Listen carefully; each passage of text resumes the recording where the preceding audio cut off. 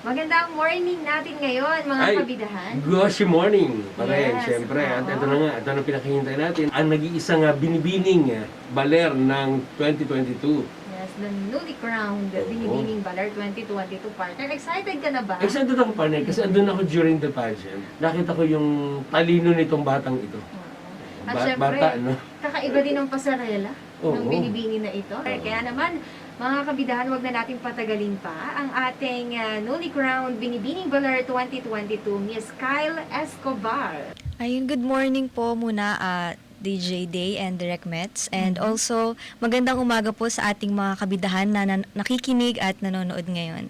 Na-starstruck tayo ngayon. Ako din, oo. partner. Actually, ngayon, up close and personal, parang ganun. Kakaiba talaga ang ganda niya. Iba, Kahit oo. hindi ganun ka plakado ang makeup, pero talagang natural beauty. Iba kasi yung nakikita natin from afar during the Yes. na talagang alam mo, wow ka na. Pero ngayon, eto na, up close and personal. Okay, syempre partner, ito na yung pagkakataon para kumustahin naman natin ang ating bagong Binibining Baler 2022. Actually, after like 3 years, no? Mhm. Wala tayong naging ganitong pageant dahil nga sa pandemic. Pero eto nga, parang buwan naman to eh. Yes, so, After ng pandemic. kumusta ka naman, Cal? How does it feel na ikaw yung kinoronahan bilang Binibining Baler 2022? Ayun po, I really feel so blessed and grateful kasi I prayed for this and I worked really hard for this. Ayun po, so I'm really grateful na nakuha ko po yung crown and title. So, At kitang-kita naman talaga. Oo, at saka syempre yung preparation, yung pagod, paano mo, Hindi biro, partner. ang paano mo labakan. tiniis during the training, syempre mga training sila dyan. Syempre, good morning din kay Kuya Jairus. Oo. At ito, meron tayong question sa kanya. Ano ba yung pinagkakabalaan mo ngayon? Sa ngayon, after the pageant, after the coronation night, Mm-mm. the training, ang dami yung pinagdaanan, but ngayon, nandito ka na kamit mo ang corona. So, this time, ano naman pinagkakabalaan ni Binibining Baler 2022? right after the coronation night po, nagvi-visit po kami sa mga sponsors and until now, meron din po kaming mga i-visit pa na major sponsors. Actually, sa Thursday din po, meron po. And maliban po doon, nagpe-prepare po ako for my face-to-face classes kasi magmo-move po ako sa Nueva Ecija. Ayun. Ito naman, going back sa nakaraang pageant, Binibining Baler, ano ba sa tingin mo yung pinaka naging challenging part ng Binibining Baler as a binibini? During the preparation po siguro yung puyat namin and pagod sa pagpa-practice and yung in-house po namin is only 5 days. So puspusan po talaga yung preparation namin and only 1 day technical rehearsal po. So ayun, and actually po nung mismong araw nung pageant, gumising po talaga ako ng maagang mag-isa para mag-practice po ng pasarela ko while tulog pa po yung mga kasama ko pong candidates.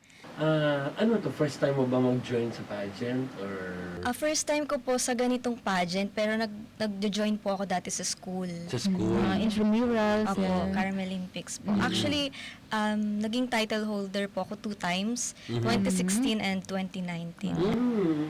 So at least may idea ka na, no? Pero iba kasi yung syempre buong bayan One of the to. biggest, Oo, pageant. highlights to ng fiesta ng Baler. Ito sa Baler. Oh, ito Kyle, maaari mo bang ipaliwanag muli sa ating mga manonood para lang sa kanilang kabatiran, para alam nila ano yung mga nais mo maging project dahil siyempre bilang title holder, bilang Binibining Baler, ano yung mga gusto mo maging project sana na mga gawain matapos yung beauty pageant? I want to focus po kasi sa mental health awareness, just like my advocacy po. So, it is my plan po na tayo ng organization. Pero hopefully, makaya ng oras and all. So, ayun. Kasi po, just like my advocacy nga po, so, really important po talaga sa akin ng mental health. And aside from that, katulad po nung advocacy ni Binibining Baler 2019, si Miss Binibining Angelica, si Binibining Angelica Saturno. So, ang kanyang advocacy po noon ay #supportlocal. So, still, gagawin pa rin po natin siya. Yes. And also po, aside from that, kailangan pa rin po nating panatilihin ang magandang environment. So, makikipagtulungan po tayo sa ating Menro through tree planting, cleanup drives, like that po. Syempre, Yeah. as And a- also, oo, as a- most especially po, syempre, yung pagpo-promote po ng ating Yes. tourism. Ayan. Mm. Mhm. Ang maganda ngayon na partner, no? Hindi lang basta sila yung naging title holder, beauty Kundi- queen. Meron silang mga advocacies. Yeah. Isa pa partner, no, ang ganda. Balikan natin, kung natatandaan ni Miss Kyle, yung napakagandang sagot niya, yung winning Mhm. answer niya, di ba? Mhm. Isa sa pinakamatinding kinakaharap ng ating kabataan ngayon. Oo. Oo. Online bashing po. Yes. Online bashing. Sa social media. Ikaw ba nakaranas ka ng gano'n? I mean, Opo, kasi meron po akong mga kakilala noon na nagpaparinig sa social media. So, ayoko po kasi ng ganun kasi kapag nagkakaroon po sila ng comments about me, like mga negative comments, hindi po talaga ako nakakatulog. It means hindi siya healthy, Hindi po diba? talaga. So, paano pa po kaya dun sa mga tao na so ibig sobrang sabihin talaga, no, sensitive? sa mga kabataan ngayon, mind-boggling yung bashing, yung... True yan, partner. Lalo na po na talagang ano na nga yung social media. So, Responsible, talaga, pagiging responsible sa social media as a youth, di ba? Para influence. So partner, ito na yung pinaka mas challenging para sa kanya in the Yes. future bilang representative nga ng Baler. Yes, kasi dyan siya patungo eh. Okay, Oo. eto na yun Sa darating na Aurora Day, ano naman yung mga dapat mong paghandaan sa competition natin ng Aurora Day, no? So, ayun po, medyo talaga yung kailangan kong preparation. Medyo kailangan ko talagang mas ma-effort pa Yes. and all. Kasi sobrang na po yan, Aurora na po. Hindi na po siya just like yung school ko noon. Ganun. So, po, after the coronation night, nagkaroon din po kami ng meeting with the organization, Binibining Baler Organization, about nga po sa mga gagawin kong like trainings, ganyan, and other preparation po for Aurora Day. Pero as of now, nilalatag pa rin po namin lahat ng plano. And Yes. all. Pagpaplanuhan talaga. Paplanuhan. Nakakatawa ngayon na partner, no? Kasi may mga ganyan na, may organization na Binibining Baler. I mean, nasusuportahan na sila, hindi lang basta yung night na na-crown sila, tapos na.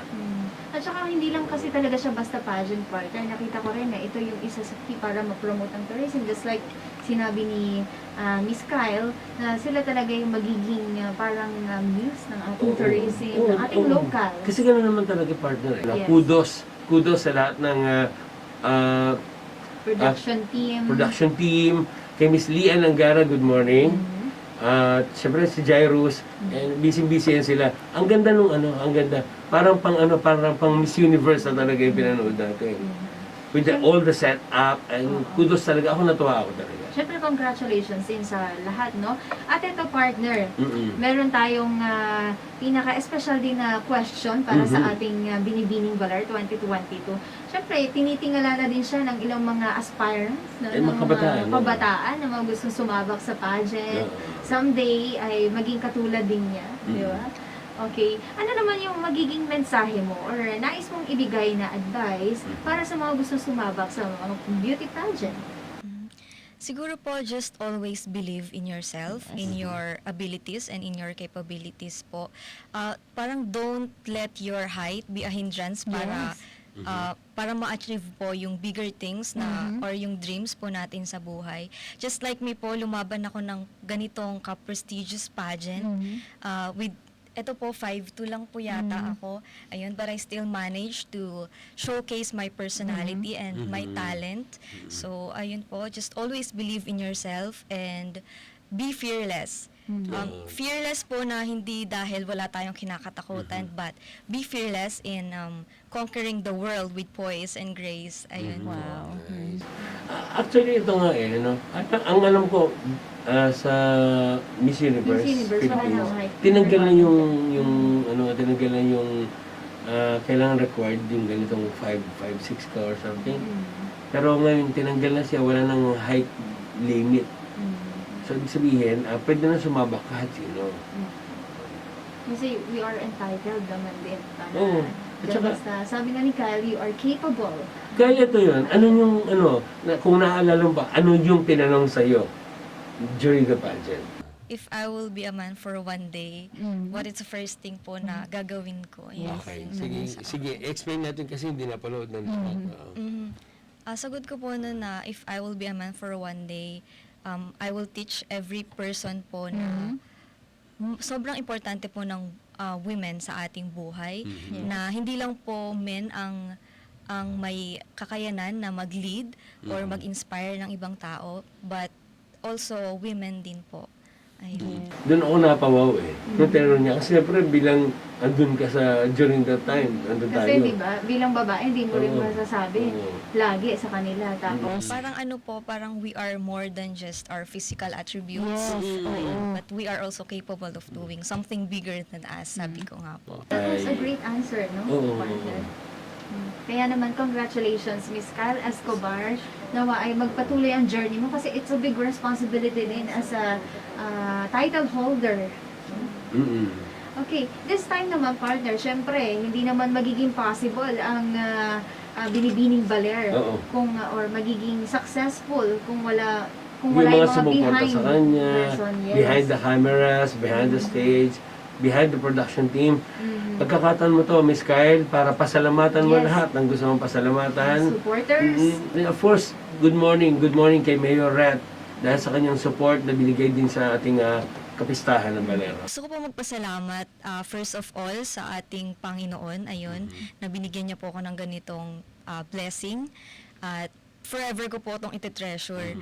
And secondly po, gusto ko po magpasalamat sa Municipal Government of Baler sa pagbibigay po sa amin ng ganitong opportunity na ma-showcase po yung aming talents at pagtitiwala po na kaya po naming mas i-promote pa ang ating tourism and mag-promote ng iba pa naming mga advocacies and activities.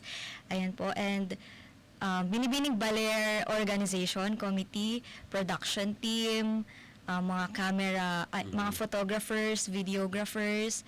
Thank you so much po sa palaging pagsama sa amin and thank you so much for making sure na we will provide a very good show sa ating kapwa Balereños.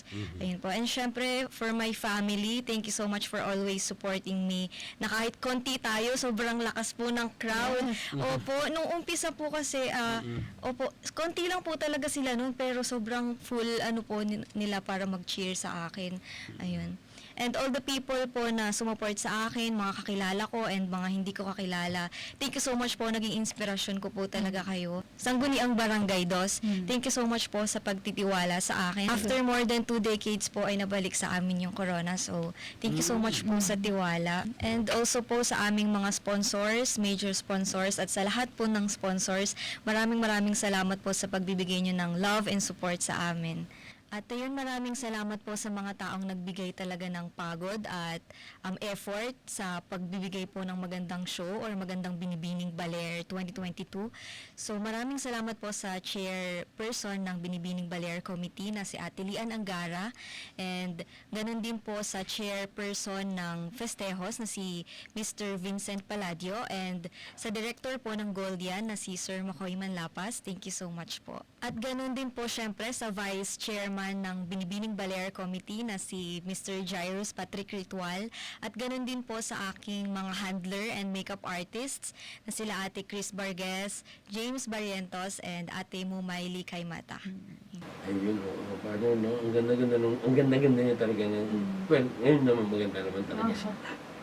Well, looking forward sa mas marami pa nating pagsasamahan dito sa RTV Baler. Siyempre, kasama partner din ng RTV Baler ng Binibining Baler, partner? Oo, Kaya at siyempre, salamat kay Kuya Jairus na kumbaga talagang effort na isinali niya ang RTV Baler as a media partner, official Yes. media partner ng Binibining Baler.